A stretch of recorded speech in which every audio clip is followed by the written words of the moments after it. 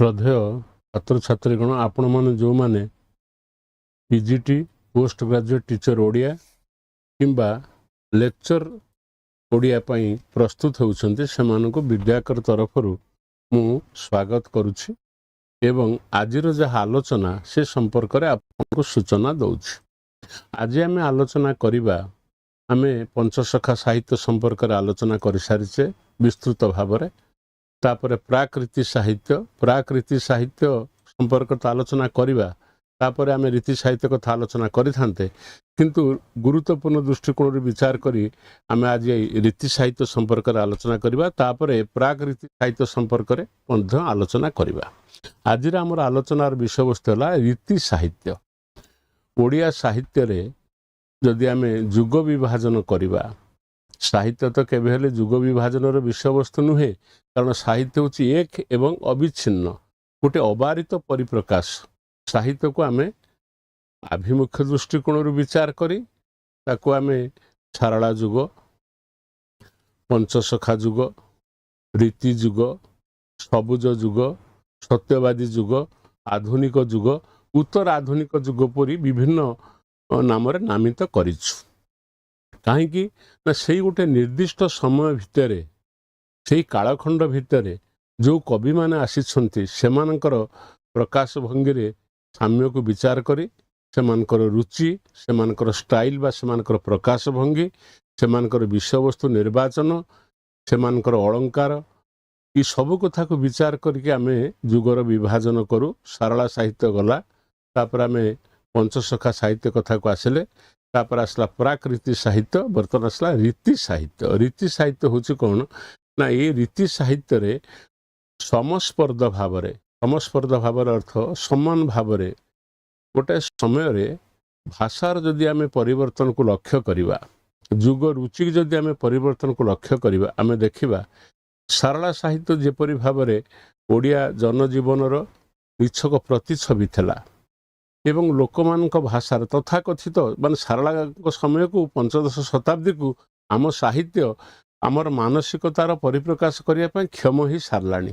ତା ନ ହେଇଥିଲେ ଏତେ ବଡ଼ ଉଚ୍ଚ କୋଟିର ଗୋଟେ ମହାକାବ୍ୟ, 18 ଖଣ୍ଡ ମହାକାବ୍ୟ ସାରଳା ଦାସ ଲେଖିନଥାନ୍ତେ। କିନ୍ତୁ ଭାଷାର ତ ଲକ୍ଷଣ ହେଲା ପ୍ରତି 10 ବର୍ଷ ହେଉ କିମ୍ବା 100 ବର୍ଷ ହେଉ କି 50 ବର୍ଷ ଭିତରେ ହେଉ, ଯେମିତି ନଦୀ ତାର ଗତିପଥ ପରିବର୍ତ୍ତନ କରେ, ଭାଷା ସେମିତି ମଧ୍ୟ ପରିବର୍ତ୍ତିତ ହୁଏ। ଏବଂ ସେତେବେଳେ ଆଭିମୁଖ୍ୟ, ବିଷୟବସ୍ତୁ, ଉପସ୍ଥାପନା ଶୈଳୀ ଆଉ ବର୍ଣ୍ଣନା କୌଶଳ ଏଥିରେ ପରିବର୍ତ୍ତନ ଦେଖାଦିଏ।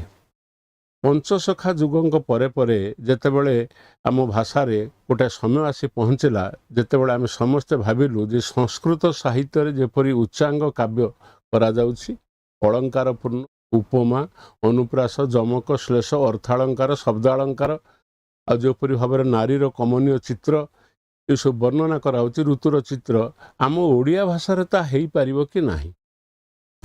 ତେଣୁ କ୍ରମେ କ୍ରମେ ଆମର ଯେଉଁମାନେ ବିଶିଷ୍ଟ କବିମାନେ ଥିଲେ, ସେମାନେ କ୍ରମେ ସରଳ ଆଡ଼ୁ ତାଙ୍କର ରଚନା ଭଙ୍ଗୀ ବା ତାଙ୍କର ପ୍ରକାଶ ଭଙ୍ଗୀ, ତାଙ୍କର ଅଭିବ୍ୟକ୍ତି କ୍ରମେ ଜଟିଳ ହେଲା।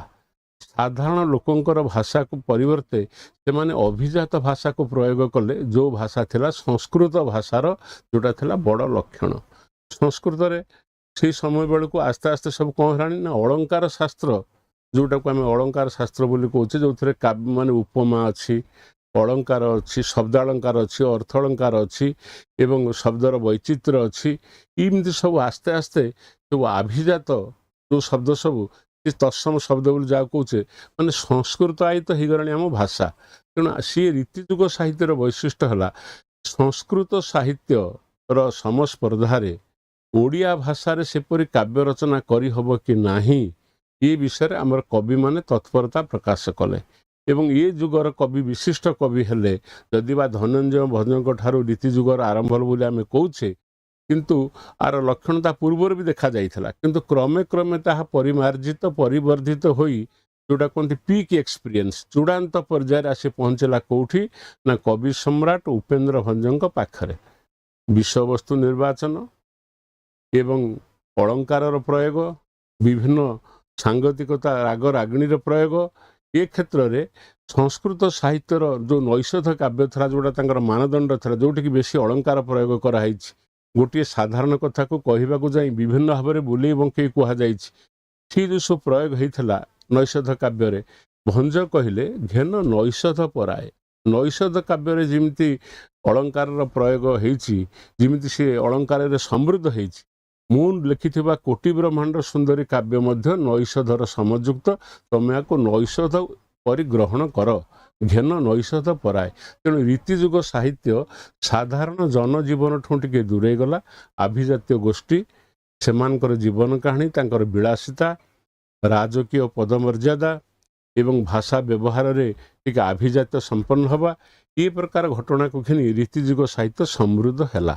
ତେଣୁ ସେ ସାହିତ୍ୟ ସମ୍ପର୍କରେ ଯେଉଁ ସବୁ ବିଶିଷ୍ଟ କବିମାନେ ଓଡ଼ିଆ ସାହିତ୍ୟକୁ ସେଇ କ୍ଷେତ୍ରରେ ତାଙ୍କୁ ଆମେ ସେଠି ଆମେ ରଖିପାରିବା ବା ରୀତିଯୁଗ ଭିତରେ ତାଙ୍କୁ ଆମେ ଅନ୍ତର୍ଭୁକ୍ତ କରିପାରିବା, ସେମାନେ ହେଲେ ଧନଞ୍ଜୟ ଭଞ୍ଜ, ଦୀନକୃଷ୍ଣ, ତାପରେ ଆସିଲେ ଉପେନ୍ଦ୍ର ଭଞ୍ଜ, ତାପରେ ଆସିବେ ଆମର ଅଭିମନ୍ୟୁ ସାମନ୍ତ ସିଂହାର, କବି ସୂର୍ଯ୍ୟ ବଳଦେବ ରଥ, ବ୍ରଜନାଥ ବଡ଼ଜନା ଇତ୍ୟାଦି ସବୁ ବିଶିଷ୍ଟ କବିମାନେ ସେ ଗୋଟେ ପ୍ରାୟ 100-150 ବର୍ଷ କାଳ ଧରି ଆମ ସାହିତ୍ୟକୁ ରୁଦ୍ଧିମନ୍ତ କଲେ।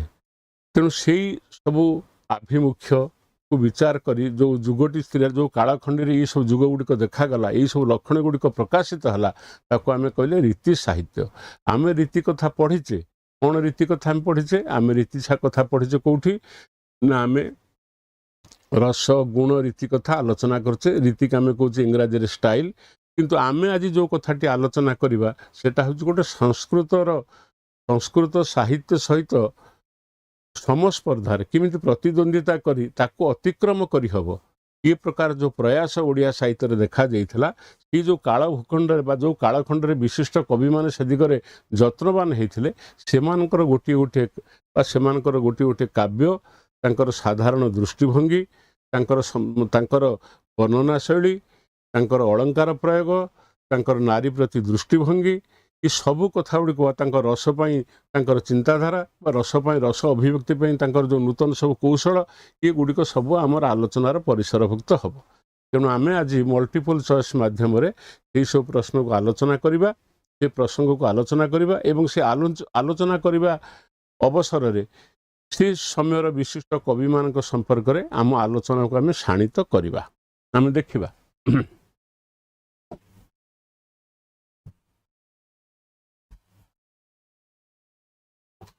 ପ୍ରଥମ ପ୍ରଶ୍ନ ଦେଖିଲା, ଇଏ ହେଲା SSB TGT ପାଇଁ ତ ଯେଉଁଟା ଆମର ହେଇଛି, ସୋମବାରଠୁ ମଙ୍ଗଳବାର ପର୍ଯ୍ୟନ୍ତ ଲାଇଭ୍ କ୍ଲାସ୍ ହେଉଛି, ଆପଣ ଏଥିରେ ଯୋଗ ଦେଇପାରିବେ। ତାପରେ ଆସିଲା ବିଦ୍ୟାକର RI ଅମିନ କ୍ଲାସ୍ ହେଉଛି, ସ୍ପେଶାଲ ଅଫର୍ ଅଛି 20%, 25% ଡିସ୍କାଉଣ୍ଟରେ। ଏଠି ମଧ୍ୟ ସ୍ପେଶାଲ ଅଫର୍ ଅଛି। ଏଗୁଡ଼ିକ ଯଦି ଆପଣ ଆମ ପାଖରୁ ନ ନେଇଥାନ୍ତି, ଏଗୁଡ଼ିକ ଆପଣ ଉପଲବ୍ଧ କରିପାରିବେ। ବିଦ୍ୟାକର ତରଫରୁ ଯେଉଁ ପ୍ରକାର କନସେସନ୍ ଦିଆଯାଇଛି, 10% ଅଫ୍ ଦିଆଯାଇଛି ବିଦ୍ୟାକର ତରଫରୁ। ଏଇଟା 3 ଦିନ ପାଇଁ ଅଛି, 23 ମେରୁ 25 ମେ ପର୍ଯ୍ୟନ୍ତ ଅଛି। ଆଚ୍ଛା, ଏ ତ ଆମେ ଆଲୋଚନା କରିଛେ, ଆର୍ଟ୍ସ PCM CBJD ତ ଆଲୋଚନା ସରିଛି। ତାପରେ ଆମେ ଦେଖିବା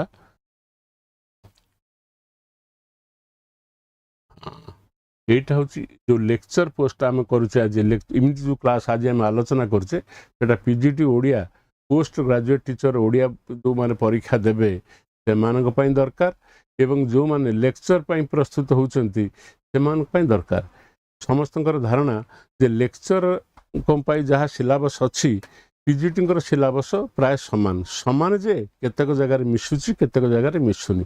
ତେଣୁ ଆମେ ତାକୁ ଏମିତି ଭାବରେ ଆଲୋଚନା କରିବା ଯେପରି ଉଭୟ ଦଳ ବା ଯେଉଁମାନେ ଲେକ୍ଚରସିପ୍ ପାଇଁ ପ୍ରସ୍ତୁତ ହେଉଥିବେ ସେମାନେ ଏବଂ ଯେଉଁମାନେ ପୋଷ୍ଟ ଗ୍ରାଜୁଏଟ୍ ଟିଚର ପାଇଁ ପ୍ରସ୍ତୁତ ହେଉଥିବେ ସେମାନେ ସେମିତି ଉପକୃତ ହେବେ। ଆମେ ଆମର ପାଠ ପଢ଼ାକୁ ଯିବା। ଏଇଟା ତ ଆପଣ ଜାଣିଛନ୍ତି ବର୍ତ୍ତମାନ ଏଇଟା ମିଳୁଛି ଆଉ Odia, English, history, political science, education, economics, ଏଇଟା 2999 ଟଙ୍କାରେ ମିଳୁଛି। ତାର ପ୍ରାପ୍ୟ ଦେଲେ ଆପଣ ପାଇପାରିବେ। ଆର ଭ୍ୟାଲିଡିଟି ହେଉଛି 6 ମାସ ପାଇଁ ଆର ଭ୍ୟାଲିଡିଟି ଅଛି। ଆମେ ପାଠକୁ ଆସିବା।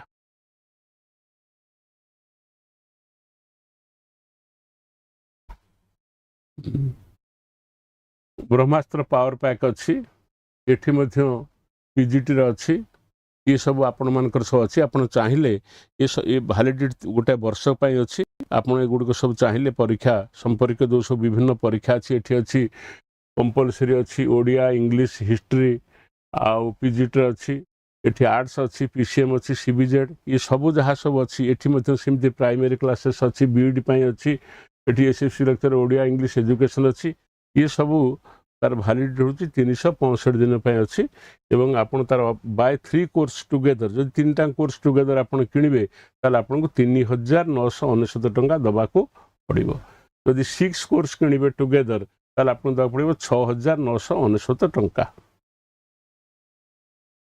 आमे वर्तमान आमर मल्टीपल चॉइस जोटा आमर संभाव्य प्रश्न उत्तर गोटे प्रश्न देइथिबो तार 4टी संभाव्य उत्तर देइथिबो ताको आमे आलोचना करिबा एवं सेथुर कोठी ठीक ताको आमे ग्रहण करिबा। रीतिजुगर सर्वश्रेष्ठ कवि भाव में क्या ग्रहण करा जाए मु आलोचना प्रसंग आपन कहूली धनंजय भंजक ठारू आमे रीतिजुग आरंभ है बोलिकी पूर्व प्राकृतिक साहित्य में लक्षण प्रकाशित हो सब देवदुर्लभ दास रहस्य मंजरी अर्जुन दास काव्य ये सब आलोचना आम करवा किंतु आम आज रीतिजुग संपर्क में आलोचना करुचे आम आलोचना को आम रीतिजुग संपर्क में रखुचे। प्रश्न है रीतिजुगर सर्वश्रेष्ठ कवि भाव में क्या ग्रहण करा जाए ये 4 जन ना कहुई। ऑप्शन ए अच्छी धनंजय भंज, ऑप्शन बी रे उपेन्द्र भंज, ऑप्शन सी रे दीनकृष्ण दास, ऑप्शन डी रे अभिमन्यु सामंत सिंगार। ये जो 4 जन विशिष्ट कविंकर नाम ऑप्शन अच्छी ऑप्शन ए हेले धनंजय भंज, उपेन्द्र भंज, तापर दीनकृष्ण दास, तापर हेले अभिमन्यु सामंत सिंगार। एमाने समस्ते रीतिजुगर जड़े जड़े बिंधाणी किंतु आम प्रश्न होची रीतिजुगर सर्वश्रेष्ठ कवि भाव में क्या ग्रहण करा जाए अर्थात ये प्रश्न अर्थ होची क्यों विशिष्ट कवि दृष्टि रे रीतिजुगर जिते लक्षण सब आम आलोचना कले टिके सूचना मुझे शब्द वैचित्र शब्द अलंकार थिबो, अर्थ अलंकार थिबो, ऋतुचोर वर्णना होइथिबो एवं सेथिरे नारीर सौंदर्य से प्रकृति और नारीर सौंदर्य संपर्क में सब उपमा सब ग्रहण कराई ये सब दृष्टिकोण देखिले को कविंकर सृष्टि रे ये रीतिजुगर लक्षण खूब व्यापक भाव में प्रकाशित होइछि। धनंजय भंजक पाखरे आरंभ है सीना तांकर नाती होचंती उपेन्द्र भंज। भंज जो भंज परिवार जहाँ को आम कौचे भंज परिवार उत्तराधिकार सूत्र में उपेन्द्र भंज धनंजय भंजक द्वारा प्रभावित होती से कथा आलोचन आसब। किंतु दीनकृष्ण दास होचंती उपेन्द्र ठारू बयस बड़ तापर अभिमन्यु सामंत सिंगार।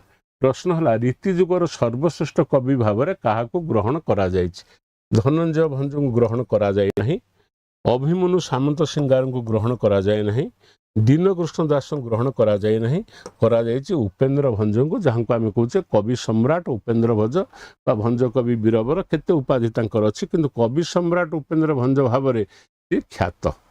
तेणु भंज होचंती रीतिजुगर सर्वश्रेष्ठ कवि अर्थात रीतिजुगर जहाँ लक्षण जो सब लक्षण थे जुग को आम रीतिजुग बोली कहबा आम तो जुग बाछुचे बा जुग संपर्क आम तो आलोचना करछे नामित करछे आम कौन देखुचे गोटाए निर्दिष्ट कालखंड भितर जदि किछि कविंकर प्रकाश भंगी उपस्थापना शैली अलंकार प्रयोग किंबा सेवानकर आभिमुख्य बा चरित्र निर्वाचन ये सब भीतर साम्य थिबो तांको आमे गोटिए जुग भितर रखु एवं एटा भी प्रकृत रे हुए।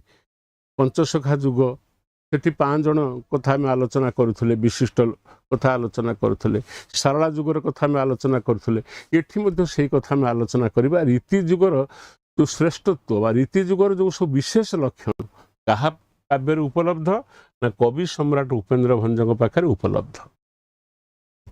जिमती जने जिमती गोटे व्यक्तिर बा गोटे स्रष्टार बा गोटे कविर जिमती माने उत्थान अच्छी पतन अच्छी तार गोटे पीक एक्सपीरियंस अच्छी तार प्रतिभा गोटे निर्दिष्ट बिंदु रे चूड़ांत पर्यायर पहुंची जाए एवं तापर आस्ते आस्ते धीरे धीरे धीरे धीरे प्रतिभार अवक्षय हुए। यह जिमिति सत्य किमती जुग क्षेत्र में आम देखा गोटे जुगर आरंभरू बा गोटे जुगर लक्षण सब जड़े कवि प्रथम देखा दिए तापर तापर तापर एमती जन जन कवि आसती जहाँ पाखरे ଚୂଡ଼ାନ୍ତ ଏକ୍ସପିରିଏନ୍ସ ତାକୁ କହୁଛନ୍ତି ପିକ୍ ଏକ୍ସପିରିଏନ୍ସ ମାନେ ସେଇ ଯେଉଁ ଯୁଗର ଯେତିକ ଲକ୍ଷଣ ସର୍ବତ ଭାବରେ ଏବଂ ବିସ୍ତୃତ ଭାବରେ ତାଙ୍କ ପାଖରେ ଦେଖିବାକୁ ମିଳେ। ତାହେଲେ ସେ ଲୋକ କିଏ ନା ସେ କବି ସ୍ରଷ୍ଟାଟି ଏଠି କିଏ ନା କବି ସମ୍ରାଟ ଉପେନ୍ଦ୍ର ଭଞ୍ଜ। ତେଣୁ ଅଭିମନ୍ୟୁ ସାମନ୍ତ ସିଂହାରକୁ ମୁଁ କାଟିଦେଲି, ଦୀନକୃଷ୍ଣଙ୍କୁ କାଟିଦେଲି, ଉପେନ୍ଦ୍ର ଭଞ୍ଜଙ୍କୁ ନେଲି ବିଚାରକୁ ନେଲି ଏବଂ ତାଙ୍କୁ କହିଲି ବେଳେବେଳେ ମଧ୍ୟ କୁହାଯାଏ ଏଇଟା ହେଉଛି ଭଞ୍ଜ ଯୁଗ। ରୀତି ଯୁଗର ଅନ୍ୟ ନାମ ହେଉଛି ଭଞ୍ଜ ଯୁଗ, କାରଣ ଏଠି ଯେଉଁ ଭଞ୍ଜ ସବୁ ରହିଲେ ଧନଞ୍ଜୟ ଭଞ୍ଜ, ଉପେନ୍ଦ୍ର ଭଞ୍ଜ, ଏ ଉପେନ୍ଦ୍ର ଭଞ୍ଜ ହେଉଛନ୍ତି ରୀତି ଯୁଗର ସର୍ବଶ୍ରେଷ୍ଠ ମାନ୍ତ୍ରିକ। ତାଙ୍କର ସୃଷ୍ଟିରେ ରୀତି ଯୁଗର ସମସ୍ତ ଲକ୍ଷଣ ଅତି ବିସ୍ତୃତ ଭାବରେ ଚିତ୍ରିତ ଏବଂ ଅଭିବ୍ୟକ୍ତ ହେଇଛି। ଦ୍ୱିତୀୟ ପ୍ରଶ୍ନକୁ ଯିବା। ଦ୍ୱିତୀୟ ପ୍ରଶ୍ନଟି ହେଲା ଉପେନ୍ଦ୍ର ଭଞ୍ଜ କେଉଁ କବିଙ୍କର ପୌତ୍ର? ପୌତ୍ର ଅର୍ଥ ହେଉଛି ନାତି। ଉପେନ୍ଦ୍ର ଭଞ୍ଜ କାହାଙ୍କର ନାତି? ଏ ପ୍ରଶ୍ନ କରିବାର ଉଦ୍ଦେଶ୍ୟ ହେଉଛି କ'ଣ ନା ଭଞ୍ଜ, ଏଇ ଯେଉଁ ଘନ ଭଞ୍ଜ, ନୀଳକଣ୍ଠ ଭଞ୍ଜ, ତ୍ରିବିକ୍ରମ ଭଞ୍ଜ, ଧନଞ୍ଜୟ ଭଞ୍ଜ, ଏମାନେ ସବୁ ହେଉଛନ୍ତି ଭଞ୍ଜ ପରିବାର। ଭଞ୍ଜ ବଂଶାବଳୀ ଭିତରେ ଏମାନଙ୍କର ସ୍ଥାନ ଅଛି। ପ୍ରଶ୍ନଟି ଆମର ହେଲା ଉପେନ୍ଦ୍ର ଭଞ୍ଜ କେଉଁ କବିଙ୍କର ପୌତ୍ର? ଅପସନ୍ ଏଠି ଅଛି ଧନଞ୍ଜୟ ଭଞ୍ଜ, ତ୍ରିବିକ୍ରମ ଭଞ୍ଜ, ନୀଳକଣ୍ଠ ଭଞ୍ଜଙ୍କର ସେ ହେଉଛନ୍ତି ପୁତ୍ର। ସେ କହୁଛି କାହାର ସେ ନାତି? ପୌତ୍ର ଅର୍ଥ ନାତି। ଘନ ଭଞ୍ଜକୁ ମୁଁ କାଟି ଦେଉଛି, ନୀଳକଣ୍ଠ ଭଞ୍ଜକୁ କାଟିଦେଲି, ତ୍ରିବିକ୍ରମ ଭଞ୍ଜକୁ କାଟିଦେଲି, ଧନଞ୍ଜୟ ଭଞ୍ଜକୁ କାଟିଦେଲି। ଏଭଳିଆ ପ୍ରଶ୍ନ ସାହିତ୍ୟ ଦୃଷ୍ଟିକୋଣରୁ ଗ୍ରହଣୀୟ ହେଇପାରେ କି ନ ହେଇପାରେ, କିନ୍ତୁ ଗୋଟିଏ ଦୃଷ୍ଟିକୋଣରୁ ଗ୍ରହଣୀୟ। ଆମେ ସମସ୍ତେ ଜାଣିଛେ ଧନଞ୍ଜୟ ଭଞ୍ଜ ଉପେନ୍ଦ୍ର ଭଞ୍ଜଙ୍କର ଜେଜ ଏବଂ ତାଙ୍କର ଯେଉଁ ଶୈଳୀ, ତାଙ୍କର ଯେଉଁ ଲେଖା, ତାଙ୍କର ଯେଉଁ ରାମ ବିଳାସ କାବ୍ୟ ଯାହା ତାଙ୍କର ସବୁ ଥିଲା, ରାଘବ ବିଳାସ ଅନ୍ୟାନ୍ୟ ଯେଉଁ କାବ୍ୟ ତାଙ୍କର ସବୁ ଥିଲା, ତାଙ୍କ ଦ୍ୱାରା ପ୍ରଭାବିତ ହେଇଛନ୍ତି କିଏ ନା ଉପେନ୍ଦ୍ର ଭଞ୍ଜ। ବହୁ ଭାବରେ ପ୍ରଭାବିତ। ଏ ପ୍ରଭାବ ସମ୍ପର୍କରେ ଆଲୋଚନା ବି କରାଯାଇପାରିବ। ତେଣୁ ତାଙ୍କର ଯେଉଁ ଜିନ୍ଟା ଗୋଟେ ଉତ୍ତରାଧିକାର ସୂତ୍ରରେ, ଯାହାର ବାପା ଘୋଡ଼ା ଚଢ଼େ ତା ପୁଅ ମଧ୍ୟ କିଛି ପରିମାଣରେ ଚଢ଼େ। କିନ୍ତୁ ଉପେନ୍ଦ୍ର ଭଞ୍ଜଙ୍କର ଯେଉଁ ପ୍ରତିଭା, ଏ ଧନଞ୍ଜୟ ଭଞ୍ଜଙ୍କର ଯେଉଁ ପ୍ରତିଭା, ସେ ପ୍ରତିଭା ଦ୍ୱାରା ଅନୁପ୍ରାଣିତ, ଅନୁପ୍ରେରିତ ଏବଂ ତାଙ୍କ ଦ୍ୱାରା ବହୁ ଭାବରେ ମଧ୍ୟ ପ୍ରଭାବିତ ହେଇଛନ୍ତି କିଏ ନା ଉପେନ୍ଦ୍ର ଭଞ୍ଜ। ସେଇ ଦୃଷ୍ଟିକୋଣରୁ ଧନଞ୍ଜୟ ଭଞ୍ଜଙ୍କ ସମ୍ପର୍କରେ ଆଲୋଚନା ଏଠି ଜରୁରୀ ହେଇ ପଡ଼ିଛି। ତେଣୁ ମୁଁ କହିଲି ଅପସନ୍ ଏଟା ହେଲା କରେକ୍ଟ। ଆମେ ଅପସନ୍ ତା ପରବର୍ତ୍ତୀ ପ୍ରଶ୍ନକୁ ଯିବା। ଉପେନ୍ଦ୍ର ଭଞ୍ଜଙ୍କର ପିତାଙ୍କ ନାମ କ'ଣ? ନୀଳକଣ୍ଠ ଭଞ୍ଜ, ଘନ ଭଞ୍ଜ, ଧନଞ୍ଜୟ ଭଞ୍ଜ, ତ୍ରିବିକ୍ରମ ଭଞ୍ଜ। ଉପେନ୍ଦ୍ର ଭଞ୍ଜଙ୍କ ପିତାଙ୍କ ନାମ ଧନଞ୍ଜୟ ଭଞ୍ଜ ନୁହେଁ, ସେ ତାଙ୍କର ଜେଜ। ତ୍ରିବିକ୍ରମ ଭଞ୍ଜ ନୁହେଁ, ଘନ ଭଞ୍ଜ ନୁହେଁ। ଅପସନ୍ ଏ ହେଉଛି କରେକ୍ଟ। ଏଇଠି ଗୋଟେ ବୈଶିଷ୍ଟ୍ୟ ଆପଣ ଲକ୍ଷ୍ୟ କରିବେ ଯେ ଉପେନ୍ଦ୍ର ଭଞ୍ଜ ହେଉଛନ୍ତି ପ୍ରକୃତରେ ଘୁମସୁର ରାଜବଂଶର ଉତ୍ତରାଧିକାରୀ। ନୀଳକଣ୍ଠ ଭଞ୍ଜ ହେଉଛନ୍ତି ତାଙ୍କର ବାପା। ତେଣୁ ବଡ଼ ପୁଅ ନୀଳକଣ୍ଠ ଭଞ୍ଜଙ୍କ ପରେ କିଏ ପ୍ରକୃତରେ ଘୁମସୁର ରାଜବଂଶରେ ବସିଥାନ୍ତେ ଉପେନ୍ଦ୍ର ଭଞ୍ଜ। ଉପେନ୍ଦ୍ର ଭଞ୍ଜ ତାହା କରିନାହାନ୍ତି। କ'ଣ ସେ କରିଛନ୍ତି ନା ସେ ରାଜଗାଦିରେ ବସିବା ଅପେକ୍ଷା ସାରସ୍ୱତ କାର୍ଯ୍ୟ ବା ସରସ୍ୱତୀଙ୍କର ସେବା କରିବା ପାଇଁ ସେ ନିଜ ଜୀବନକୁ ଉତ୍ସର୍ଗ କରିଦେଇଛନ୍ତି। ନିଶ୍ଚିତ ଫକୀରମୋହନ ସେନାପତି ଲେଖିଛନ୍ତି, ନିଶ୍ଚିତ ସମୟେ ସ୍ୱପ୍ନ ଯୋଗେ ବୀଣା ପାଣି, କହିଲେ ଉପେନ୍ଦ୍ର ଭଞ୍ଜ ବତ୍ସ ଶୁଣ ମୋର ବାଣୀ। ତ୍ୟାଗ କର ଆରେ ବତ୍ସ ରତ୍ନ ସିଂହାସନ, ସେହି ତୁଚ୍ଛ ଧନେ ତୋର କିବା ପ୍ରୟୋଜନ। ଅସଂଖ୍ୟ ଥିଲେ ଛନ୍ତିର ରୂପମଣି, କରୁଛନ୍ତି ଶାସନ ଅବନୀ। ନାହିଁ ତ ନଥିବ ଜଗତରେ କାହା ନାମ, ମାତ୍ରକ ବିକାଶୁଥିବ ତୋର ଗୁଣଗ୍ରାମ ଇତ୍ୟାଦି। ଏ ହେଉଛି ଉପେନ୍ଦ୍ର ଭଞ୍ଜଙ୍କର ଏଇ ଯେଉଁ ରାଜା ନ ହୋଇକି ଯେଉଁ ସାରସ୍ୱତ ସାଧନା, ସେ ସମ୍ପର୍କରେ ଫକୀରମୋହନ ସେନାପତି ଗୋଟିଏ କବିତାରେ ଉପେନ୍ଦ୍ର ଭଞ୍ଜଙ୍କର ପ୍ରଶସ୍ତି କରିଛନ୍ତି, ତାଙ୍କର ଗୁଣଗାନ କରିଛନ୍ତି। ନିଶ୍ଚିତ ସମୟେ ସ୍ୱପ୍ନ ଯୋଗେ ବୀଣା ପାଣି। ମୋର କହିବାର କଥା ହେଉଛି ରାଜା, ବହୁ ରାଜା ଓଡ଼ିଆ ସାହିତ୍ୟରେ ରାଜ ପରିବାରର ବ୍ୟକ୍ତିମାନେ ତାଙ୍କର ସୃଷ୍ଟି ଅଛି, କିନ୍ତୁ ଉପେନ୍ଦ୍ର ଭଞ୍ଜଙ୍କର ବୈଶିଷ୍ଟ୍ୟ କ'ଣ? ସେ ଜାଣି ଶୁଣି ତାଙ୍କ ଉପରେ ରାଜସିଂହାସନ ତାଙ୍କର ପ୍ରାପ୍ୟ, ସେ କିନ୍ତୁ ତାକୁ ଏଡ଼େଇ ଦେଇଛନ୍ତି। ଏଡ଼େଇ ଦେଇ କ'ଣ କରିଛନ୍ତି ନା ସେ ସରସ୍ୱତୀଙ୍କର ସାଧନା କରିଛନ୍ତି। ନିଶ୍ଚିତ ସମୟେ ସ୍ୱପ୍ନ ଯୋଗେ ବୀଣା ପାଣି।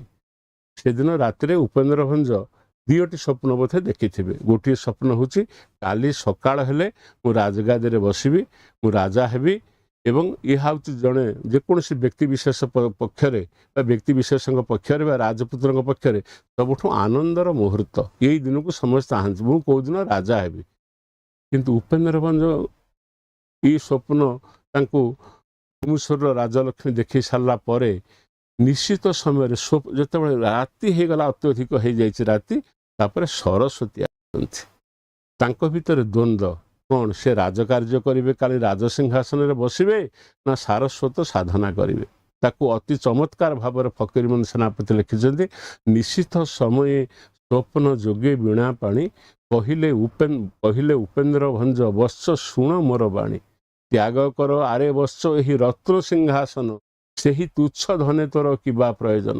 ତୁ ରତ୍ନ ସିଂହାସନ ତ୍ୟାଗ କର। କ'ଣ ସେ ତୁଚ୍ଛ ଧନ? ଅସଂଖ୍ୟ ଅସଂଖ୍ୟ ଥିଲେ ଛନ୍ତି ନୃପମଣି, କରୁଛନ୍ତି ଶାସନ ଅବନୀ। ନାହିଁ ତ ନଥିବ ଜଗ ତରେ କାହା ନାମ, ମାତ୍ରକ ବିକାଶୁଥିବ ତୋର ଗୁଣଗ୍ରାମ। ସରସ୍ୱତୀ କହିଲେ, ଆରେ ବତ୍ସ କି ମୋର ପୁତ୍ର, ମାନସ ପୁତ୍ର, ତୁ ଏ ରାଜସିଂହାସନ ପଛରେ ଯାଆନା, ତାକୁ ତ୍ୟାଗ କର। ଏଟା କ୍ଷଣଭଙ୍ଗୁର ବିଷୟ। ଏ ବିଷୟକୁ ବା ଏଥିରେ ଅତ୍ୟନ୍ତ ଭାବରେ ବିହଳିତ ହେଇଯିବା, ବା ଏଥିରେ ଅତ୍ୟନ୍ତ ଭାବରେ ଆକର୍ଷିତ ହେଇଯିବା, ବା କ୍ଷମତା ପଛରେ ଗୋଡ଼େଇବା ତୋ ପକ୍ଷେ ଠିକ୍ ହେବ ନାହିଁ। ବରଂ ଉତ୍କଳ ଜନନୀ ତତେ ଅପେକ୍ଷା କରିଛି। ଅସଂଖ୍ୟ ଅସଂଖ୍ୟ ଥିଲେ ଛନ୍ତି ନୃପମଣି। ଏ ରାଜ ପରିବାର ଇତିହାସ ଯଦି ଦେଖାଯିବ, ତାହେଲେ ଆମେ କ'ଣ ଦେଖିବା? ଅସଂଖ୍ୟ ଅସଂଖ୍ୟ ଥିଲେ ଛନ୍ତି ନୃପମଣି। ଯଦି ରାଜବଂଶର ଇତିହାସ ଦେଖାଯିବ, ଖାଲି ତୁ କାହିଁକି, ଏ ଭାରତ ବର୍ଷରେ ବହୁ ରାଜା ଥିଲେ, ସେମାନେ ଶାସନ କରୁଛନ୍ତି, ଭବିଷ୍ୟତରେ ମଧ୍ୟ କରିବେ, କିନ୍ତୁ କାହାର ଏ ସଂସାରରେ ନାମ ରହିବ ନାହିଁ। ପାଣି ଫୁଟକା ପରି ତାଙ୍କର ସେଇ କ୍ଷମତା କଥା, ତାଙ୍କର ବିଳାସ, ଏ ସବୁ କୁଆଡ଼େ ଲିଭିଯିବ। କିନ୍ତୁ ମାତ୍ରକ ବିକାଶ ଥିବ ତୋର ଗୁଣଗ୍ରାମ। ତୁ ଯଦି ରାଜସିଂହାସନ ପରିତ୍ୟାଗ କରି ସାରସ୍ୱତ ସାଧନାରେ ନିମଗ୍ନ ହଉ, ଓଡ଼ିଆ ଭାଷା ପାଇଁ ତୁ ଯଦି ଉତ୍ସର୍ଗୀକୃତ ହଉ, ତାହେଲେ କ'ଣ ହେବ? ଏ କାଳ ଗର୍ଭରେ ଅମର ଅକ୍ଷୟ କୀର୍ତ୍ତି ତୋର ରହିବ। ମାତ୍ରକ ବିକାଶ ଥିବ ତୋର ଗୁଣଗ୍ରାମ। ଯେତେ ଦିନ ପର୍ଯ୍ୟନ୍ତ ଏ ଧରା ଅଛି, ସୃଷ୍ଟି ଅଛି, ତୋର ଗୁଣଗ୍ରାମ ସେତେ ଦିନ ପର୍ଯ୍ୟନ୍ତ ବିସ୍ତାରିତ ବା ସେ ପ୍ରସାରିତ ହେଉଥିବ। ଏ ଆହ୍ୱାନର ସମ୍ମୁଖୀନ ହେଇଛନ୍ତି ଉପେନ୍ଦ୍ର ଭଞ୍ଜ। ସେ ଜାଣି ଶୁଣିକି ତାଙ୍କର ଭାଇଙ୍କୁ ସିଂହାସନ ଦେଇଛନ୍ତି। ତାପରେ ବସି ସାଧନା କରି ରାମ ତାରକ ମନ୍ତ୍ର ପରସାଦେ ମୋହର କବିପଣ ଉଦେ ବୋଲି ଭଞ୍ଜ କହିଛନ୍ତି। ରାମ ତାରକ ମନ୍ତ୍ର ସାଧନା କରି ସେ କବିତ୍ୱ ପ୍ରାପ୍ତ ହୋଇଛନ୍ତି ଏବଂ ଯାହା ଫଳରେ ସୁଭଦ୍ରା ପରିଣୟ, ବୈଦେହୀଶ ବିଳାସ, କଳା କୌତୁକ, ଲାବଣ୍ୟବତୀ ପରି ଅତି କୋଟି ବ୍ରହ୍ମାଣ୍ଡ ସୁନ୍ଦରୀ ପରି ଅତି ଉଚ୍ଚାଙ୍ଗ କାବ୍ୟ, ଚିତ୍ର କାବ୍ୟ, ବନ୍ଧୁଦେବ ପରି କାବ୍ୟ ସବୁ ଉତ୍ତୀର୍ଣ୍ଣ ହେଇଛି। ମୁଁ ତେଣୁ ସେଇଥିପାଇଁ ଏ କଥାକୁ କହୁଛି ଯେ ପାରମ୍ପରିକ କ୍ଷେତ୍ରରେ ବା ଉତ୍ତରାଧିକାର କ୍ଷେତ୍ରରେ ସେ ମଧ୍ୟ କବିତ୍ୱର ଅଧିକାରୀ। ତାଙ୍କ ଜେଜ ମଧ୍ୟ ନୀତିଯୁଗ ସାହିତ୍ୟର ପ୍ରଥମ ଉଦ୍ଗାତା କହିଲେ ଅତ୍ୟୁକ୍ତି ହେବ ନାହିଁ।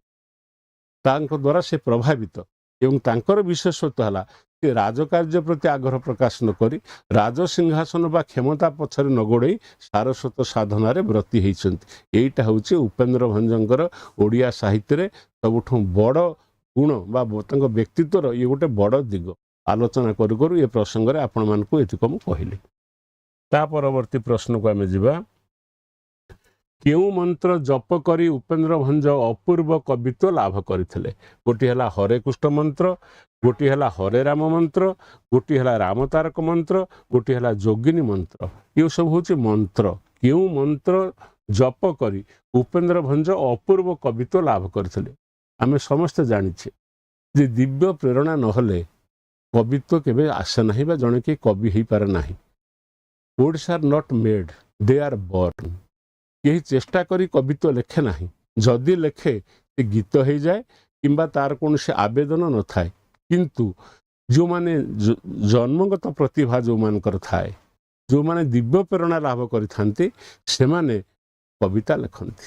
ଆପଣ ଜାଣିଛନ୍ତି କବିତାକୁ ବହୁ କ୍ଷେତ୍ରରେ କବିତାକୁ ରଚନା କରାଯାଏ ନା, କବିତା ନିଜେ ଲେଖେଇ ନିଏ, ସେତେବେଳେ କବି ହେଉଛି ତାର ମାଧ୍ୟମ।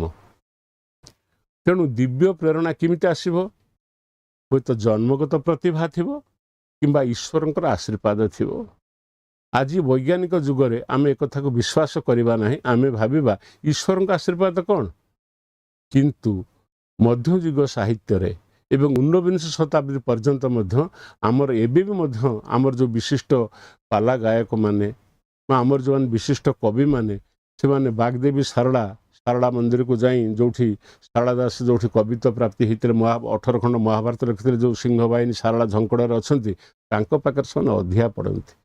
ମଣିଷ ଯାହା ଭାବେ ତାର ବୈଜ୍ଞାନିକ ଦୃଷ୍ଟିକୋଣ ବିଚାର ଭଙ୍ଗୀ ଅପେକ୍ଷା ଆଉ ଯେ ଗୋଟେ ପ୍ରେରଣା କାମ କରେ ଏ କଥା ଆମକୁ ମାନିବାକୁ ହବ। ତେଣୁ ରାମ ତାରକ ମନ୍ତ୍ର ପରସାଦେ ମୋହର କବିପଣ ଉଦେ। ଭଞ୍ଜ ସ୍ପଷ୍ଟ ଭାବରେ ସ୍ୱୀକାର କରିଛନ୍ତି ମୋର ଯେଉଁ କବିପଣ ଉଦୟ ହେଲା, ଅର୍ଥାତ୍ ମୁଁ ଯେଉଁ କାବ୍ୟ କବିତା ରଚନା କରିବାକୁ କ୍ଷମ ହେଲି, ମୁଁ କ୍ଷମ ନଥିଲି। ମୁଁ କେମିତି କ୍ଷମ ହେଲି? ରାମ ତାରକ ମନ୍ତ୍ର ପରସାଦେ। ରାମ ତାରକ ମନ୍ତ୍ର ଯେଉଁ ମନ୍ତ୍ରକୁ ଜପ କରିବା ଫଳରେ ମୋର ଯେଉଁ ସିଦ୍ଧି ଆସିଲା, ସେଇ ସିଦ୍ଧି ଫଳରେ ମୁଁ ଏ କାବ୍ୟ କବିତା ଲେଖିବାକୁ ସମର୍ଥ ହେଲି। ତେଣୁ ମନ୍ତ୍ରଟା କ'ଣ? ଗୋଟିଏ ହେଲା ହରେ କୃଷ୍ଣ ମନ୍ତ୍ର, ହରେ କୃଷ୍ଣ ନିତାଇ ଗୁରୁ ଯେଉଁ ମନ୍ତ୍ର ଆମେ କରୁଛେ, ଆଉ ଗୋଟେ ହରେ ରାମ ହରେ କୃଷ୍ଣ ଗୌଡ଼ୀୟ ବୈଷ୍ଣବ ଓଡ଼ିଶୀ ବୈଷ୍ଣବ ମନ୍ତ୍ର ଆପଣ ଜାଣିଛନ୍ତି। ରାମ ତାରକ ମନ୍ତ୍ର ଯୋଗିନୀ ମନ୍ତ୍ର ନୁହେଁ, ସେ ହେଉଛନ୍ତି ହରେ କୃଷ୍ଣ ମନ୍ତ୍ର ନୁହେଁ, ହରେ ରାମ ମନ୍ତ୍ର ମଧ୍ୟ ନୁହେଁ, ସିଏ ହେଉଛି ରାମ ତାରକ ମନ୍ତ୍ର। ରାମ ତାରକ ମନ୍ତ୍ର, ତାରକ ମନ୍ତ୍ର ପାରକ ମନ୍ତ୍ର ବିଷୟରେ ଆଲୋଚନା କଲେ ସମୟ ଲାଗିବ। ଖାଲି ଏତିକି ଆମେ ଜାଣିଥିବା ରାମ ତାରକ ମନ୍ତ୍ର ପରସାଦେ ମୋହର କବିପଣ ଉଦେ, ଏ ହେଉଛି ଭଞ୍ଜ କହୁଛନ୍ତି। ଭଞ୍ଜଙ୍କର ଜନ୍ମଗତ ପ୍ରତିଭା ଥିଲା। ସିଏ ତାଙ୍କର ଯେଉଁ ଜନ୍ମଗତ ପ୍ରତିଭା ଏବଂ ସେ ପ୍ରତିଭା ଯେଉଁ ଜିନ୍ ହେଉଛି ବଂଶାନୁଗୁଣ। ଏ ଗୁଣ ତାଙ୍କର କେଉଁଠୁ ଆସିଥିଲା? ନା ଧନଞ୍ଜୟ ଭଞ୍ଜଙ୍କ ପାଖରୁ ଧନଞ୍ଜୟ ଭଞ୍ଜ, ତାଙ୍କ ପୁଅ ନୀଳକଣ୍ଠ ଭଞ୍ଜ, ନୀଳକଣ୍ଠ ଭଞ୍ଜଙ୍କ ପୁଅ ହେଉଛନ୍ତି କବି ସମ୍ରାଟ ଉପେନ୍ଦ୍ର ଭଞ୍ଜ। ସେ ବଡ଼ ପୁଅ ରାଜା ହେବାର କଥା, ସେ ରାଜା ନ ହୋଇ ତାଙ୍କ ଭାଇକୁ ସିଂହାସନ ଦେଇ ଯାଇ ସେଠି ରାମ ତାରକ ମନ୍ତ୍ର ଜପିବା ଫଳରେ ସେ କବିତ୍ୱ ପ୍ରାପ୍ତି ହେଇଥିଲା ତାଙ୍କର ବୋଲି ସେ ନିଜେ କହୁଛନ୍ତି। ଏବଂ ଏଟା ମଧ୍ୟ ଆମେ ୟାକୁ ଅବିଶ୍ୱାସ କରିବାର କିଛି କଥା ନାହିଁ। ଦିବ୍ୟ ପ୍ରେରଣା ବିନା କୌଣସି ଲୋକ କବିତାକୁ ଲେଖିପାରେ ନା। ଆପଣମାନେ ଜାଣିଛନ୍ତି କବିତା, କେତେକ କବିତା ନିଜେ ଆସି ଡିଟେକ୍ସନ୍ ଦେଇକି ଲେଖେଇ ନିଅନ୍ତି ଏବଂ ସେମାନେ ଯେତେବେଳେ ସେ ଶବ୍ଦ ସବୁ ଆସେ, ସବୁ ଦିବ୍ୟ ପ୍ରେରଣାର ଯେଉଁ ଶବ୍ଦ ସବୁ ଆସେ, ସେ ଶବ୍ଦ ଆସିଲା ବେଳେ କବି ଅନିଦ୍ରା ରହି ବା ଉଜାଗର ରହି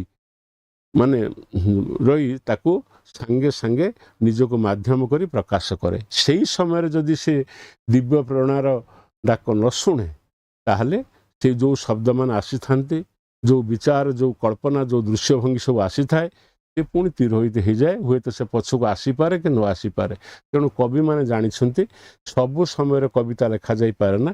କବିତା ଲେଖିବା ପାଇଁ ଶ୍ରମ ସହିତ ମଧ୍ୟ ପାଣ୍ଡିତ୍ୟ, ଶ୍ରମ ଏବଂ ଦିବ୍ୟ ପ୍ରେରଣା, ଏ ତିନିଟାଙ୍କର ସମନ୍ୱୟ ହେଲେ ଉଚ୍ଚକୋଟୀର କବିତା ସୃଷ୍ଟି ହେଇପାରିବ ବା ଉଚ୍ଚକୋଟୀର କାବ୍ୟ ସୃଷ୍ଟି ହେଇପାରିବ। ତେଣୁ ରାମ ତାରକ ମନ୍ତ୍ର ପରସାଦରେ ଉପେନ୍ଦ୍ର ଭଞ୍ଜଙ୍କର କବିତ୍ୱ ସିଦ୍ଧି ହେଇଥିଲା ଏବଂ ସେ ଯେଉଁ ବୈଦେହୀଶ ବିଳାସ କାବ୍ୟ ଲେଖିଥିଲେ, ବୈଦେହୀଶ ବିଳାସ, ଗୋପବନ୍ଧୁ କଥା ମନେ ପକାନ୍ତୁ। କାଳ ବଳିଆର ଆଣୁ ଇ ସଂସ୍କାର, ନବରୁଚି ନବ ଜ୍ଞାନ, କିନ୍ତୁ ବୈଦେହୀଶ ବିଳାସ ପାଇବ କାଳେ କାଳେ ଉଚ୍ଚ ସ୍ଥାନ। ତାଙ୍କର ପ୍ରତିଭାର ଚୂଡ଼ାନ୍ତ ପର୍ଯ୍ୟାୟ ବା ତାଙ୍କ ପ୍ରତିଭାର ସର୍ବଶ୍ରେଷ୍ଠ, ତାଙ୍କର ପ୍ରତିଭାର ଯେଉଁ ଅଭିବ୍ୟକ୍ତି, ତାକୁ ଆମେ ଦେଖିବାକୁ ପଡ଼ୁଛି ବୈଦେହୀଶ ବିଳାସରେ। ରାମଚନ୍ଦ୍ରଙ୍କର, ସୀତାଙ୍କର ସ୍ୱାମୀ ବା ବଲ୍ଲଭ ରାମଚନ୍ଦ୍ରଙ୍କର ଜୀବନର କାହାଣୀ ହେଉଛି ବୈଦେହୀଶ ବିଳାସ। ବ ଅକ୍ଷରରେ ଲେଖା ହେଇଛି। ଉପେନ୍ଦ୍ର ଭଞ୍ଜଙ୍କ କବିତ୍ୱରେ ମୁଗ୍ଧ ହୋଇ ନୟାଗଡ଼ ରାଜା ତାଙ୍କୁ କେଉଁ ଉପାଧିରେ ଭୂଷିତ କରିଥିଲେ? ଆଚ୍ଛା, ଗୋଟିଏ ହେଲା କବି ସମ୍ରାଟ, ଗୋଟିଏ ହେଲା କବି ଶିରୋମଣି, ଗୋଟିଏ ହେଲା ବୀରବର, ଗୋଟିଏ ହେଲା କବି ମାର୍ତ୍ତଣ୍ଡ। କବି ମାର୍ତ୍ତଣ୍ଡ ଅର୍ଥ ହେଉଛି କବି ସୂର୍ଯ୍ୟ। ଏ ଉପାଧି ସେ ପାଇନାହାନ୍ତି। କବି ସମ୍ରାଟ ଉପାଧି ପାଇଛନ୍ତି। ରାଜା ସେ ଥିଲେ। ସମ୍ରାଟ ଅର୍ଥ ଯିଏ ସମସ୍ତଙ୍କ ଭିତରେ, ସବୁ ରାଜାଙ୍କ ଭିତରେ ଯିଏ ଶ୍ରେଷ୍ଠ, ତାଙ୍କୁ ସମ୍ରାଟ କୁହାଯାଉଥିଲା। ତେଣୁ ସବୁ କବିଙ୍କ ଭିତରେ ଯିଏ ଶ୍ରେଷ୍ଠ, ସେ ଦୃଷ୍ଟିକୋଣରୁ କବି ସମ୍ରାଟ ଉପାଧି ତାଙ୍କର ଥିଲା। କିନ୍ତୁ ସିଏ କୋଉ ପ୍ରଶ୍ନ ହେଲା, ଉପେନ୍ଦ୍ରଙ୍କ କବିତ୍ୱରେ ମୁଗ୍ଧ ହୋଇ ନୟାଗଡ଼ର ରାଜା ତାଙ୍କୁ କେଉଁ ଉପାଧିରେ ଭୂଷିତ କରିଥିଲେ? ଆପଣମାନେ ସମସ୍ତେ ଜାଣିଛନ୍ତି।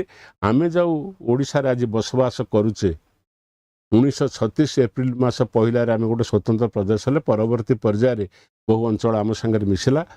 କିନ୍ତୁ ସେ ସେତିକି ହେବା ପୂର୍ବରୁ ଓଡ଼ିଶାରେ 26ଟା ଗଡ଼ଜାତ ଥିଲା। ଗଡ଼ଜାତର ମାନେ ଗୋଟେ ନିର୍ଦ୍ଦିଷ୍ଟ ଅଞ୍ଚଳର ତାର ଜଣେ ରାଜା ଥିଲେ ଏବଂ ସେ ରାଜା ଶାସନ କରୁଥିଲେ। ସେମାନେ ମଧ୍ୟ ଥିଲେ, ପ୍ରକୃତରେ ସେମାନେ ମଧ୍ୟ ଥିଲେ ଗୁଣଗ୍ରାହୀ। ଗୁଣର ସେମାନେ ପୂଜା କରୁଥିଲେ।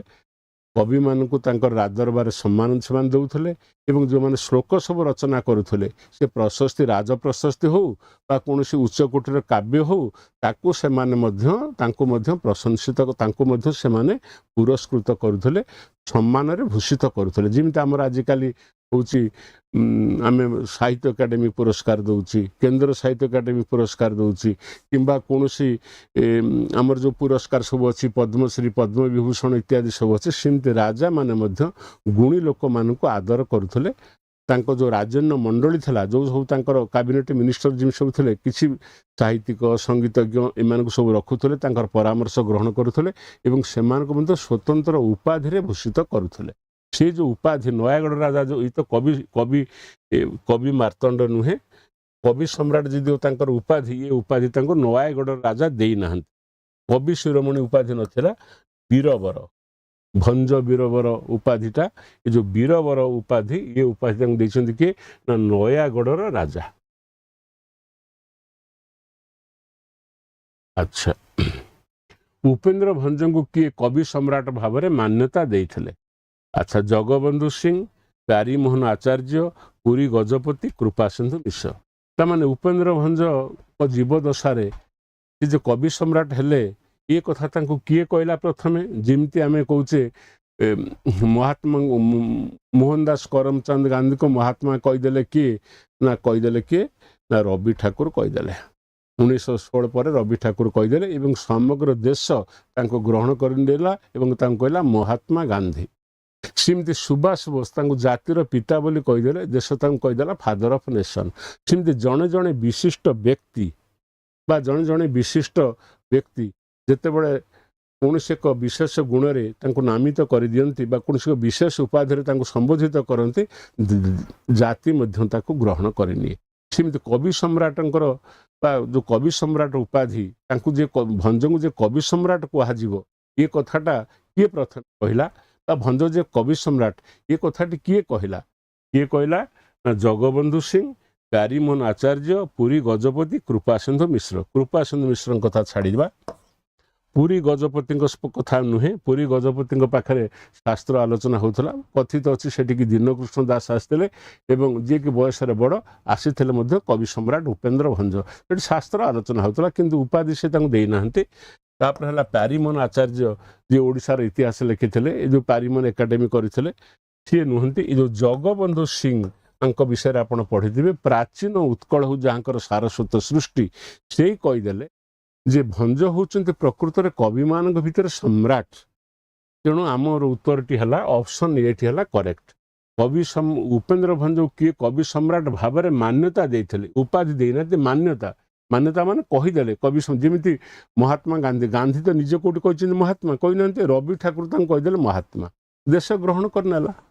ସୁଭାଷ ବୋଷ କହିଦେଲେ, ଯିଏକି ଗାନ୍ଧୀଙ୍କ ମାର୍ଗର, ଯିଏକି ଜାତିର ଗାନ୍ଧୀଙ୍କ ମାର୍ଗର ପଥିକ ନଥିଲେ, ଅହିଂସା ଭାବରେ ସ୍ୱାଧୀନତା ଆଣିବାକୁ ଚାହୁଁଥିଲା ବେଳେ ଅହିଂସାକୁ ମାନେ ଆୟୁଧ କରିକି ସ୍ୱାଧୀନତା ଆଣିବାକୁ ଗାନ୍ଧୀ ଚାହୁଁଥିଲା ବେଳେ ସୁଭାଷ ବୋଷ ହିଂସା ଦ୍ୱାରା, ରକ୍ତପାତ ଦ୍ୱାରା ସ୍ୱାଧୀନତା ଆଣିବାକୁ ମଧ୍ୟ କାମ କରୁଥିଲେ। କିନ୍ତୁ ତାଙ୍କର ଗାନ୍ଧୀଙ୍କ ପ୍ରତି ଅଶେଷ ଭକ୍ତି ଥିଲା, ତାଙ୍କର ମତାନ୍ତର ଥିଲା କିନ୍ତୁ ମନାନ୍ତର ନଥିଲା। ଏବଂ ସିଏ କହିଦେଲେ ଗାନ୍ଧୀ ହେଉଛନ୍ତି ଫାଦର ଅଫ୍ ନେସନ୍, ଜାତିର ପିତା, ଦେଶ ଗ୍ରହଣ କରିନେଲା। ସେଇଭଳିଆ ଉତ୍କଳମଣି ଉପାଧି, ପ୍ରଫୁଲ୍ଲ ବାବୁ ଆସିଲେ, ଜେଲରୁ ଫେରିଛନ୍ତି ଗାନ୍ଧୀ ଗୋପବନ୍ଧୁ, ତାଙ୍କୁ ସେ କହିଦେଲେ ଉତ୍କଳମଣି। ନୀଳକଣ୍ଠ କହୁଛନ୍ତି ଆପଣ ଆଜି ଯାଆନ୍ତୁନି, ଆଜି ଆପଣଙ୍କୁ ଉତ୍କଳମଣି କହିଦେବେ। ଆପଣ କ'ଣ ଉତ୍କଳମଣି? ଆପଣ ଦେଶର ମଣି ହେବାକୁ ଯୋଗ୍ୟ, ଆପଣଙ୍କର ବିକଳ୍ପ ନାହିଁ। କିନ୍ତୁ ସଦା ମାନେ ସବୁବେଳେ କୌଣସି ପ୍ରକାର ପଦପଦବୀ ପ୍ରତି ଆକର୍ଷିତ ନ ହେବା ଏବଂ ସବୁ କଥାକୁ ଉଦାସୀନ ନିର୍ବିକାର ଭାବରେ ଗ୍ରହଣ କରିନେବା ବ୍ୟକ୍ତିତ୍ୱ ହେଉଛନ୍ତି ଗୋପବନ୍ଧୁ ଦାସ। ସେ ଚାଲିଗଲେ ଏବଂ ସେ ତା କହିଲେ ଏହି ଆସିଲେ ଉତ୍କଳମଣି, ସେଦିନ ତାଙ୍କ ନାଁ ହେଇଗଲା ଉତ୍କଳମଣି। ତେଣୁ ଏଇଭଳିଆ ବେଳେବେଳେ ହୁଏ, ଜଣେ ଜଣେ ବିଶିଷ୍ଟ ବ୍ୟକ୍ତି କୌଣସି ଏକ ବିଶିଷ୍ଟ ଲୋକଙ୍କର ମୂଲ୍ୟାଙ୍କନ କରି ତାଙ୍କୁ ଗୋଟାଏ କିଛି ସମ୍ବୋଧନ କରିଦେଲେ, ଦେଶ ତାଙ୍କୁ ଗ୍ରହଣ କରିନିଏ। ତେଣୁ ଏଇଠି ଲୋକ ହେଲେ ଜଗବନ୍ଧୁ ସିଂ, ଯାହାଙ୍କର ପ୍ରାଚୀନ ଉତ୍କଳ କଥା ଆମେ ପଢ଼ିଛେ, ଯେଉଁଥିରେ କି ଓଡ଼ିଶାର ବୈଭବ, ଓଡ଼ିଶାର ଅତୀତ ଗୌରବ ସମ୍ପର୍କରେ ବିସ୍ତୃତ ଚିତ୍ର ରହିଛି। ସାହିତ୍ୟ ଏକାଡେମୀ ମଧ୍ୟ ଏହାକୁ ପ୍ରକାଶିତ କରିଛି, ଆପଣମାନେ ଚାହିଁଲେ ଏ ବହି ମଧ୍ୟ ପାଇପାରିବେ। ତାପରେ ଆସିଲା ଉପେନ୍ଦ୍ର ଭଞ୍ଜ କେଉଁ ରାଜ୍ୟର ଜ୍ୟେଷ୍ଠ କନ୍ୟାଙ୍କୁ ଦ୍ୱିତୀୟ ପତ୍ନୀ ରୂପେ ଗ୍ରହଣ କରିଥିଲେ? ଗୋଟେ ହେଲା ନୟାଗଡ଼, ଗୋଟେ ହେଲା ଘୁମସୁର, ଗୋଟେ ହେଲା ବାଣପୁର, ରଣପୁର। ଏଗୁଡ଼ିକ ହେଉଛି ସବୁ ଗଡ଼ଜାତ କଥା। ବାଣପୁର ଗୋଟେ ଜାଗା, ରଣପୁର ଗୋଟେ ଗଡ଼ଜାତ, ନୟାଗଡ଼। ତେଣୁ ଉପେନ୍ଦ୍ର ଭଞ୍ଜଙ୍କ ପ୍ରଥମ ପତ୍ନୀ ତାଙ୍କର ମାନେ ଦେହ ସେପୁରକୁ ଯାଇଥିଲେ, ମାନେ ସେ ନଥିଲେ, ଇହଲୀଳା ସମ୍ବରଣ କରିଥିଲେ। କିନ୍ତୁ ସେ द्वितीय पत्नी ग्रहण कले क्या क्यों राज्यर ज्येष्ठ कन्या को द्वितीय पत्नी भाव में ग्रहण कले द्वितीय पत्नी भाव में ग्रहण कले नयागढ़ नुहे घुमुसुर नुहे बाणपुर हूँ करेक्ट आंसर रणपुर नुहे हुए तो यह प्रश्न न आसीपारे परीक्षा किंतु आम जानिबा दरकार। तापर आसला उपेन्द्र निज सृष्टि बा रचना संपर्क में क्यों काव्य उल्लेख करिछन्ति मु आपण मानकु गोटे कथा कहबाकू चाहे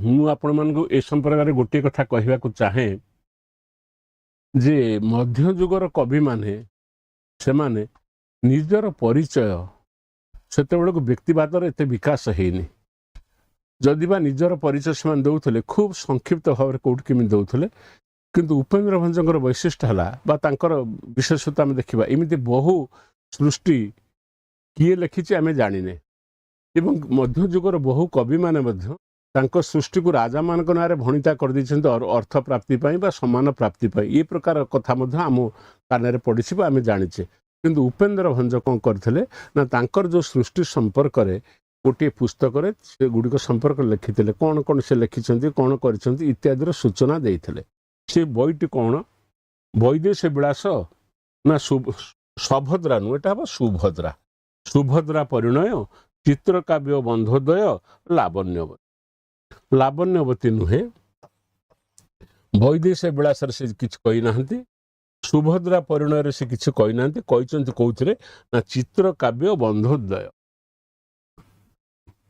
चित्रकाव्य बंधोदय कौन आपड़ जदि से पढ़े जानवे से केते प्रकार बंधर वर्णना करा जाय चित्र काव्य माने पेंटिंग हेची चित्र हेची ता भीतर काव्य अछि कौन काव्य अछि को विषय लिखाई जे जो आदिम रस श्रृंगार रस नारी पुरुषंकर जो संगम तांकर जो मिलन एवं ताहा केते भाग्य केते रूपर हेई परिबो ये सब विभिन्न बंध कथा उपेन्द्र भंज शोकिया प्रेमर थिले अनुरागी एवं सीमित परिवेश ग्राहस्थ माने दाम्पत्य जीवन भितर नारी पुरुषर जो भाव तांकर जो मिलन एवं तार जो विभिन्न भाग ता संपर्क यथेष्ट ज्ञान थिला जेमिति वात्स्यायनकर कामशास्त्र थिला सेमती उपेन्द्र भंज पंच सहायक बोली गोटे बही भी लिखिते चित्रकाव्य बंधोदय तांकर कवित्व सहित तांकर चित्र पिक्टोरियल अप्रोच चित्र सब होइछि एवं ता भितर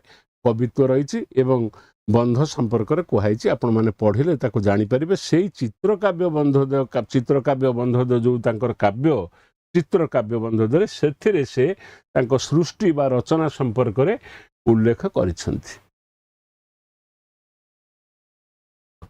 तापर को जीवा उपेन्द्र भंज तांकर चित्रकाव्य बंधोदय केतोटी हम केतोटी एठी हम एठी हबनी केतोटी काव्यर से स्रष्टा बोली उल्लेख कर बोली हेले कौन हम ना बोली हेले इमिति बो लेखा जीवो बो आकार बो ली बोली नो बोली उल्लेख कर। अच्छा केते खंड बही ना से देइचंती केते खंड देइचंती ना 20 गोटी 22 गोटी 24 गोटी 26 गोटी तामाने जो चित्रकाव्य बंधोदय काव्य संपर्क में मुझे सामान्य भाव में आपन टिके सूचना देली से प्रश्न है से चित्रकाव्य बंधोदय से केतोटी निजर केतोटी रचना संपर्क में से सूचना देइचंती तामाने 20 बही से लिखिंट ना 22 बही लिखिंट ना 24 बही लिखिंट ना 26 बही लिखिंट तार्थ चित्रकाव्य प्रथम प्रश्न है कवि सम्राट उपेन्द्र भंज क्यों काव्य रे तांको रचना संपर्क में उल्लेख करिसेंति तार उत्तर आमे देले चित्रकाव्य बंधोदय काव्य रे से तांको रचना संपर्क में उल्लेख करिसेंति।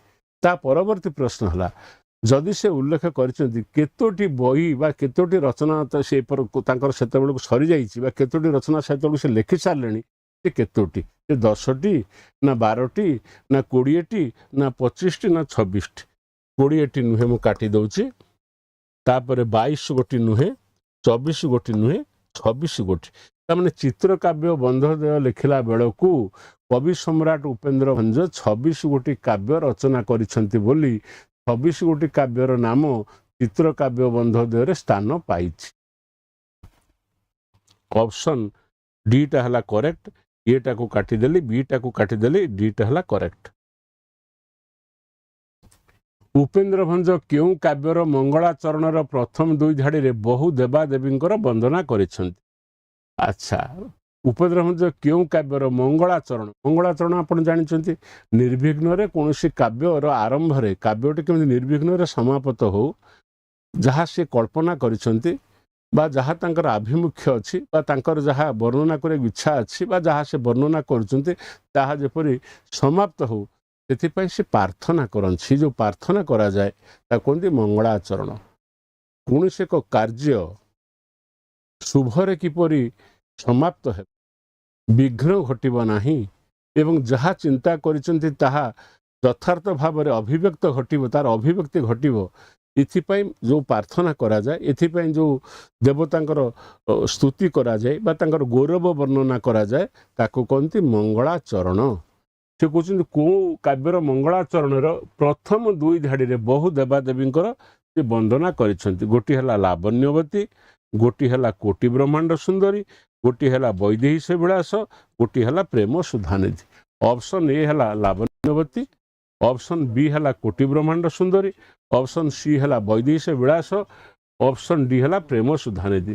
कहवा बाहुल्य हम ना बा ठीक हम ये सबु काव्य गुड़िक हूँ उपेन्द्र भंजकर सृष्टि। लावण्यवती तांकर कोटि ब्रह्मांड सुंदरी तांकर वैदेही विलास तांकर प्रेम सुधानिधि तांकर कला कौतुक तांकर आउर जा सुभद्रा परिणय तांकर एठी से ना ना नहीं एति जो ना अच्छी एथुरो संपर्क में जानिले जे लावण्यवती तांकर कोटि ब्रह्मांड सुंदरी भी तांकर वैदेही विलास भी तांकर एवं प्रेम सुधानिधि भी तांकर। से किंतु कहते उपेन्द्र भंज क्यों काव्यर मंगलाचरण रे चरण रे मंगलाचरण रे रे कार्टी लिखा हम मंगलाचरण रे प्रथम दुई धाड़ी रे बहु देवादेवींकर वंदना करिसंती। लावण्यवती रे करिनाहंती काटी दउची ऑप्शन ए को ऑप्शन बी को मध्य काटी दउची कोटि ब्रह्मांड सुंदर रे करिनाहंती वैदेही विलास रे प्रेम सुधानिधि को काटिदेली ऑप्शन सी होची करेक्ट। वैदेही विलास जोटा को आम उपेन्द्र भंजकर श्रेष्ठ कृति बोली कहू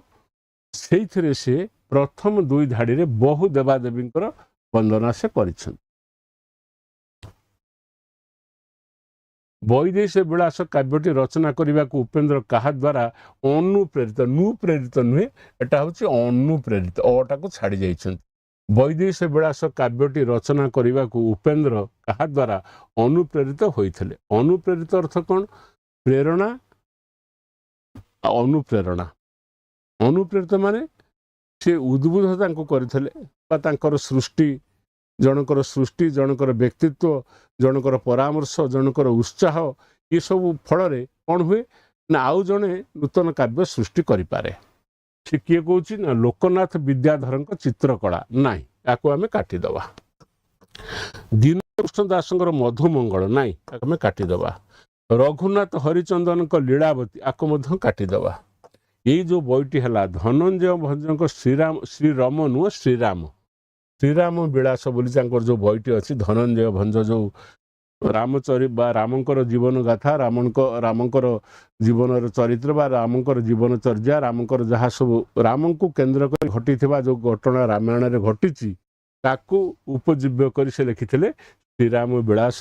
धनंजय भंज होउचंती उपेन्द्र भंजकर जेज एवं उपेन्द्र भंज होउचंती तांकर नाती। तेणु जेजंकर जमी ख्याति अच्छी कवित्व अच्छी उद्बुद्ध कले तमें मोरी भाया गोटे काव्य लेख तमें मोरी परी राम गोटे काव्य लेख जो काव्यटी है वैदेही विलास।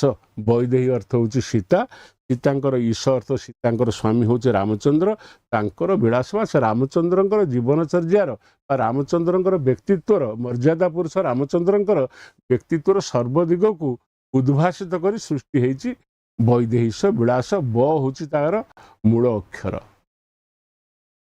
सेतेबेले सेमाने दीटा कथा करुथले स्वतस्फूर्त भाव में कवित्व आसूला दिव्य प्रेरणा एवं से प्रेरणा पुणी किमिति होतला ना गोटे गोटे अक्षर को गोटे गोटे पादरे रखी से काव्य रचना करुथले।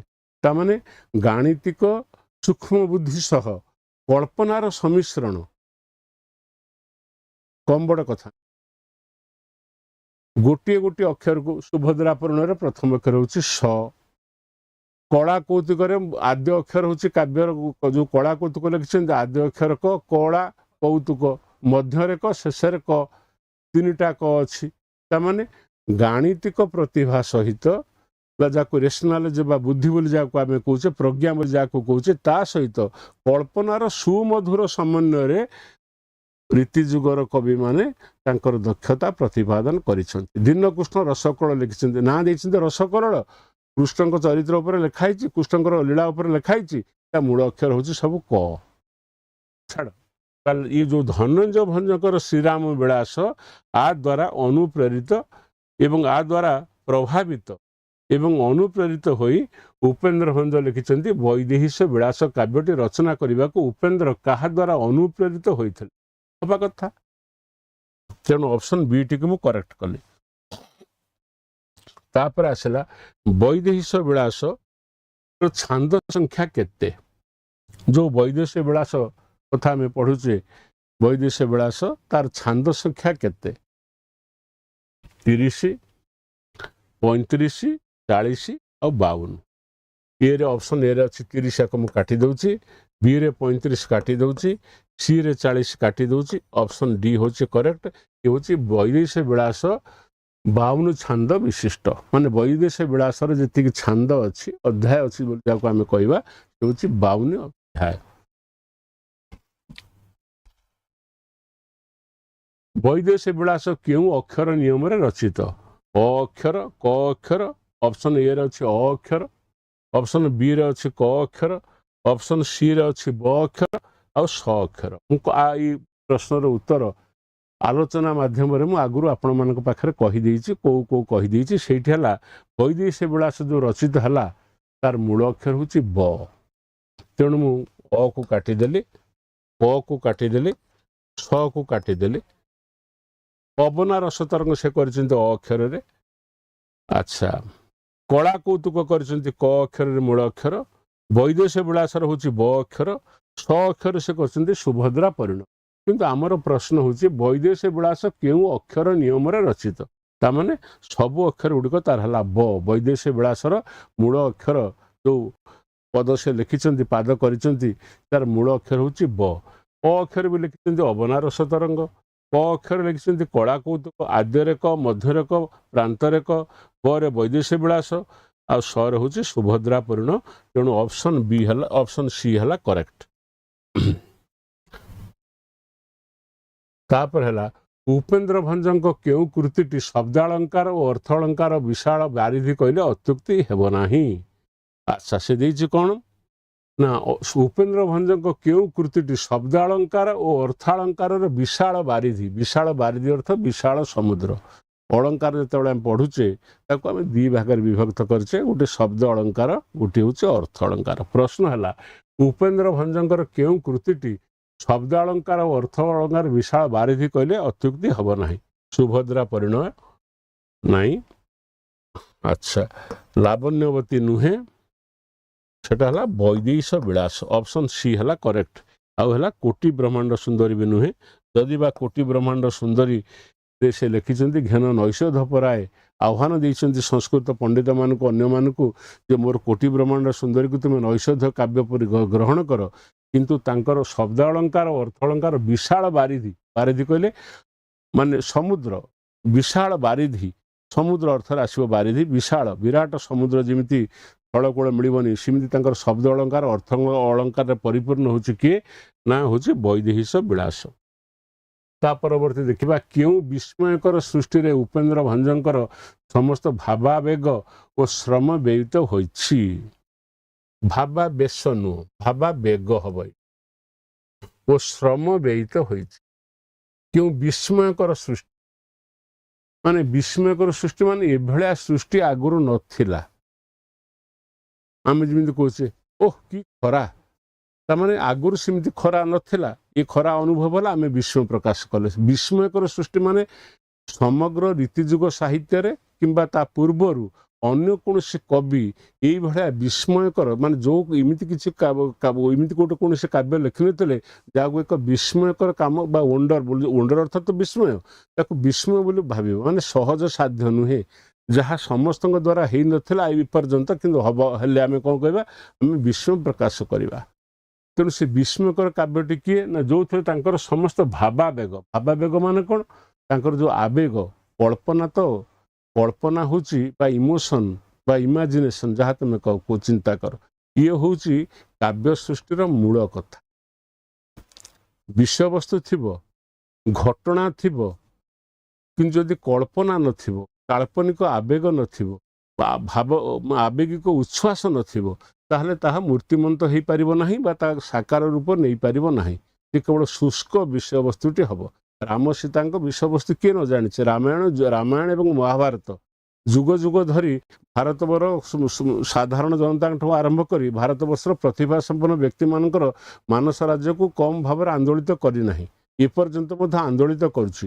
କିନ୍ତୁ ସେଇ ସବୁ ଘଟଣାକୁ ଘଟଣା ସମାନ ତାକୁ ଯେଉଁ କବି, ଯେମିତି ବୈଦେଶୀ ବିଳାସ ଲେଖା ହେଲା, ଯେମିତି ରଘୁବଂଶ ସବୁ ଲେଖା ହେଲା, ଯେମିତି ମହାନାଟକ ସବୁ ଲେଖା ହେଇଛି, ରାମାୟଣ ଉପରେ ସବୁ କରାହେଇଛି, ଏ ଯେଉଁ ସବୁ ଜିନିଷ ସବୁ ହେଇଛି କ'ଣ ସେଇ ଘଟଣା ସମାନ, ମୂଳ ଘଟଣା ସମାନ, କିନ୍ତୁ ତାକୁ ଯେଉଁ କଳ୍ପନାର ପୁଟ, ଆବେଗ, ଉଚ୍ଛ୍ୱାସ ଆକୁ ଯେଉଁ ଦେଇ ତାକୁ ସ୍ୱତନ୍ତ୍ର ଭାବରେ କବିତାକୁ ନିର୍ମାଣ କରିଦେଲା।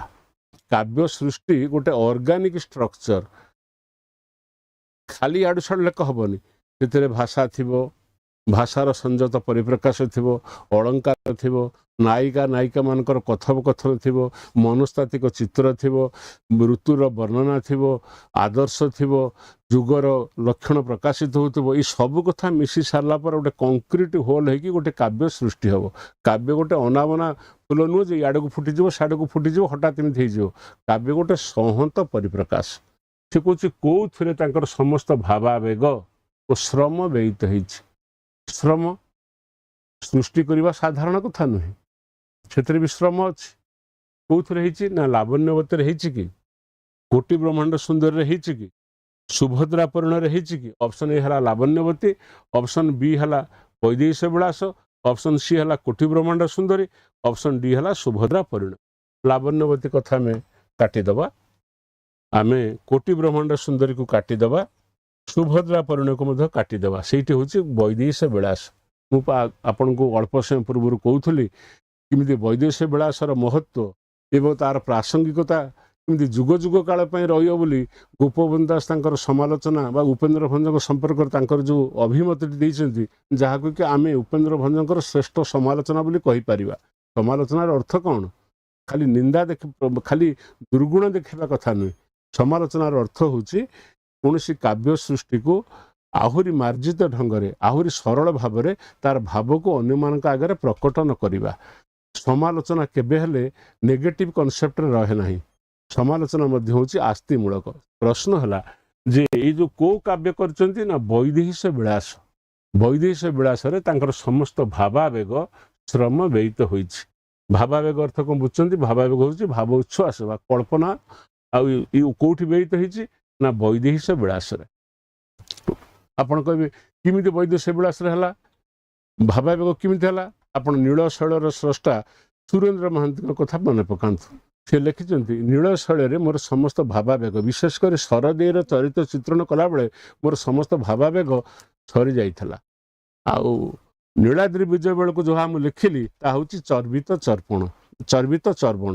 କହିବାର କଥା ଯେ ଯେଉଁ ଭାବାବେଗ ଯେ ମାନେ ସମସ୍ତ ଭାବାବେଗ ଯେ ବୈଦେହୀଶ ବିଳାସରେ, ସେଇଥିପାଇଁ ତ ଗୋପବନ୍ଧୁ କହିଲେ କାଳ ବଳିଆର ଆଣୁଇ ସଂସ୍କାର ନବରୁଚି ନବଜ୍ଞାନ, କିନ୍ତୁ ବୈଦେହୀଶ ବିଳାସ ପାଇବ କାଳେ କାଳେ ଉଚ୍ଚ ସ୍ଥାନ। ମୋ ବିଚାରରେ ଉପେନ୍ଦ୍ର ଭଞ୍ଜଙ୍କ ସମ୍ପର୍କରେ ଯେତେ ଆଲୋଚନା ଯିଏ କରନ୍ତୁ ନା କାହିଁକି, ଓଡ଼ିଆ ଜାତିର ମର୍ମକୁ ସ୍ପର୍ଶ କରିଥିବା ଭଞ୍ଜଙ୍କର ସାହିତ୍ୟ କୃତିକୁ ସମ୍ପୂର୍ଣ୍ଣ ଭାବରେ ଗଭୀର ଭାବରେ ଅଧ୍ୟୟନ କରିଥିଲେ କିଏ ନା ଗୋପବନ୍ଧୁ।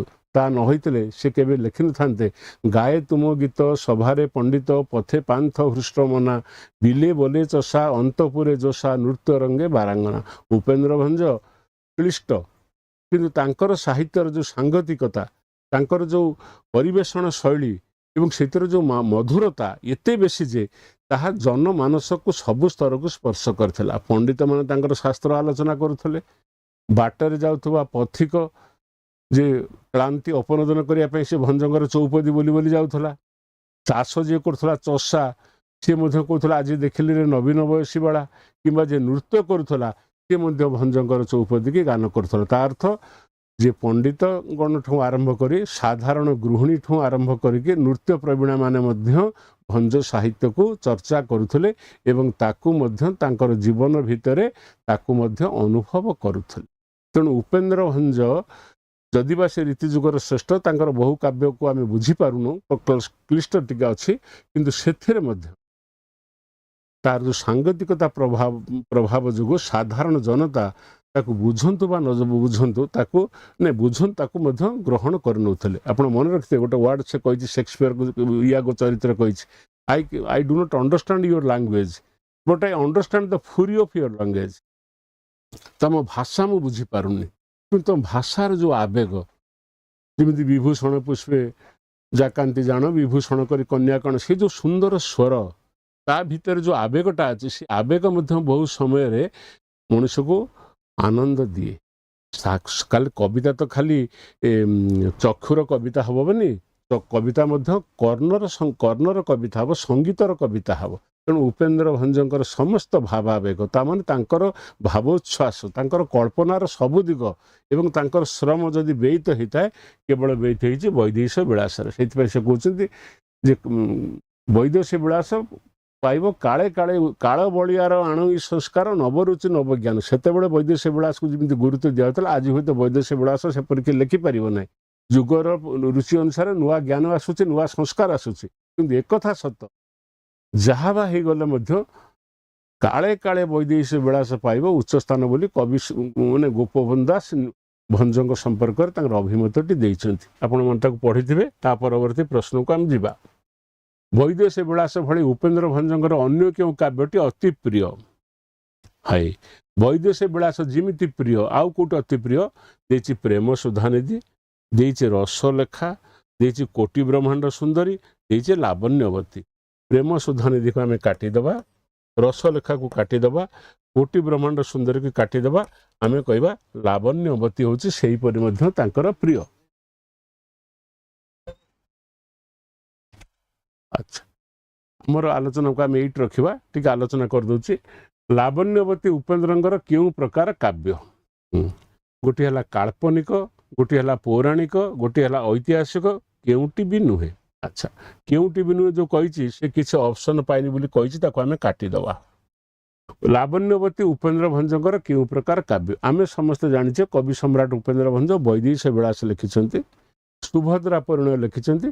ଯୁଗେ ଯୁଗେ ରାମାୟଣ ଏବଂ ମହାଭାରତ ଥିଲା ଆମ କବିମାନଙ୍କର, ସେ ଥିଲା କ'ଣ ରଚନା କରିବାର ଉତ୍ସ।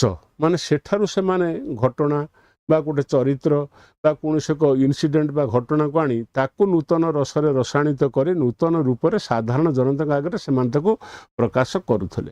ତେଣୁ ରାମାୟଣ ମହାଭାରତ ବା ପୁରାଣ ଏସବୁ ଥିଲା ମଧ୍ୟଯୁଗ କବିମାନଙ୍କର ଅବଲମ୍ବନ। ସେଇ ପୁରାଣର ଘଟଣା ବା କୌଣସି ଗୋଟେ ଷ୍ଟୋରି ବା ଘଟଣା, ଗୋଟେ ଆଖ୍ୟାନ ବା ସେଥିରେ ଥିବା କିମ୍ବଦନ୍ତୀ କିମ୍ବା ଗଳ୍ପ, ଆକୁ ସବୁ ସେମାନେ ଆଣି ତାକୁ ନୂତନ ରୂପରେ ରସାୟନିତ କରି ପାଠକମାନଙ୍କ ଆଗରେ ସେମାନେ ପ୍ରଦର୍ଶନ କରୁଥିଲେ ଏବଂ ତାଙ୍କର ପ୍ରତିଭାକୁ ସେଇଥିରୁ ସେମାନେ ଜଣାପଡ଼ୁଥିବା ପ୍ରତିଭା ସମ୍ପର୍କରେ ସେମାନଙ୍କୁ ଜଣାଉଥିଲେ ବା ମୁଁ କ'ଣ କେମିତି କଲି କ'ଣ କଲି ଲୋକ ସେଇ କରୁଥିଲେ। ମାନେ ପ୍ରସଙ୍ଗ କେବେ ପୁରୁଣା ହୁଏ ନାହିଁ। ମନେ ରଖିଥିବେ ସବୁବେଳେ, ପ୍ରେମ ଯେମିତି ପୁରୁଣା ହୁଏ ନାହିଁ, କୌଣସି ଘଟଣା ବା ପ୍ରସଙ୍ଗ ପୁରୁଣା ହୁଏ ନାହିଁ।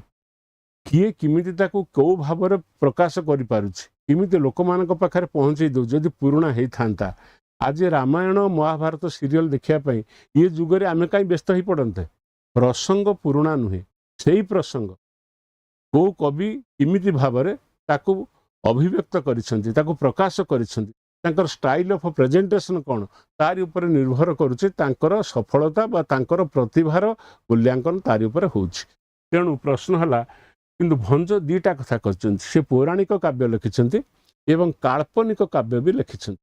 ଖାଲି ଯେ ପୁରାଣର ଚରିତ୍ର ମାନଙ୍କୁ ରାମ ସୀତା ରାଧାକୃଷ୍ଣ ଏଇମାନଙ୍କୁ ସେ ନେଇକି କାବ୍ୟ ରଚନା କରିନାହାନ୍ତି, ସେ ମଧ୍ୟ କାଳ୍ପନିକ ଚରିତ୍ରକୁ ଆଣି ତାକୁ କାବ୍ୟ ବା ତାଙ୍କର ଜୀବନ କଥାକୁ ମନରେ କଳ୍ପନା କରି ତାକୁ ମଧ୍ୟ ପ୍ରକାଶିତ କରିଛନ୍ତି। ତେଣୁ ଲାବଣ୍ୟବତୀ ତାଙ୍କର କ'ଣ ନା ଐତିହାସିକ କାବ୍ୟ ନୁହେଁ କିମ୍ବା ପୌରାଣିକ କାବ୍ୟ ନୁହେଁ, ଇଏ ହେଉଛି କାଳ୍ପନିକ। ଏଠି ମନେ ରଖନ୍ତୁ ଲାବଣ୍ୟବତୀ ତାଙ୍କର ଯେଉଁ ନାମକରଣ କୋଟି ବ୍ରହ୍ମାଣ୍ଡ ସୁନ୍ଦରୀ, ସୁନ୍ଦରୀ ତ ସୁନ୍ଦରୀ, କୋଟି ବ୍ରହ୍ମାଣ୍ଡ ଲାବଣ୍ୟବତୀ, ଲାବଣ୍ୟ କ'ଣ?